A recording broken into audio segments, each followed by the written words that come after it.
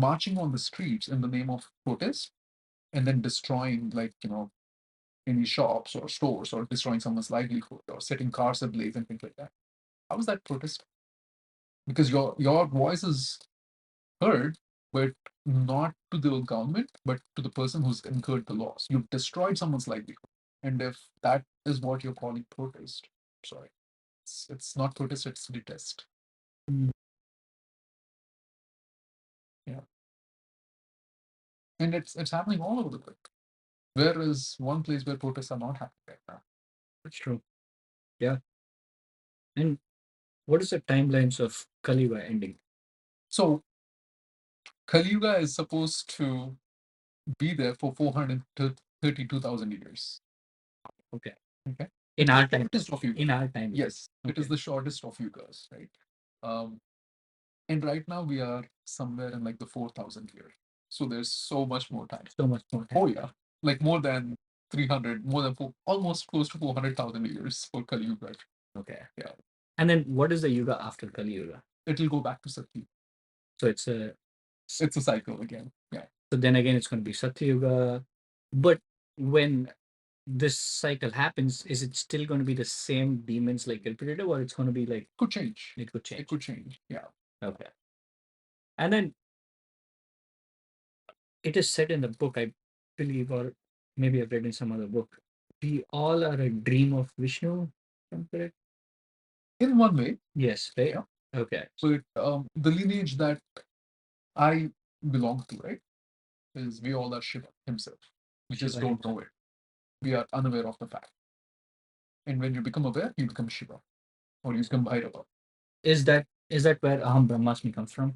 In one way, Aham Brahmasmi is from the Vedas, right? It's there's something called the Chatur Mahavakya or the four great sayings, right? And Aham Brahmasmi is the last one. Before that, there is something called Pragyana Brahman. The right knowledge is me. The right knowledge is me. Yeah. It takes me to like a little bit of Rene Descartes' philosophy. Cogito ergo sum. Yeah. I think therefore I am. Yep. And therefore I am. Yep. Okay. Pragyana Brahman. And after that is I am Atman Brahman, right? It is my soul is the Lord, Mhm. right? And then I can't remember the third one right now, but then the last one is Aham Brahmasmi. So the point is, it's a journey. Oh, Yeah, you have to gain the right knowledge, and then you realize that okay, I'm not just the body. I'm actually a soul, which doesn't, get into any of this nonsense, right? And then finally you realize I am that uncontaminated God Himself. Mhm. Yeah. But then nowadays, from a fashion perspective, everyone's like, "I'm Brahmasmi." I'm like, no, you're not Brahmasmi. You're Bhasmasmi. In the book, you mentioned about Jyotirlinga. Yeah. And how it is like placed in the center of the world or the earth Of India. of India. Yes, it's the Ujjain Mahakaleshwar, right? And it's like the problem of most of the people is they just go to the temples and then they don't understand why a temple is built in that specific location or what was the historical significance or what's the cultural significance or spiritual significance, scientific significance, architectural. Like there's so many factors that would come into play. You can just get mesmerized when you go to the temples, especially the ancient temples. Right? Ujjain Mahakaleshwar is one such temple, right? It is at the perfect center meridian of India.